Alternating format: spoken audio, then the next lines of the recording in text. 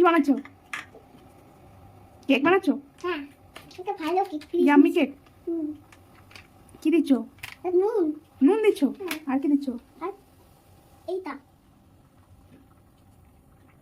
তো নুন দিচ্ছে, তো পাউডার দিচ্ছে একটু পাউডার পড়তো। মা বলো না। আর কি দিচ্ছ? আর একটু পাউডার, তারপরে বেকিং পাউডার। আচ্ছা, আর বেকিং পাউডার দিচ্ছ? তেল দিলে, আর কি দিলে?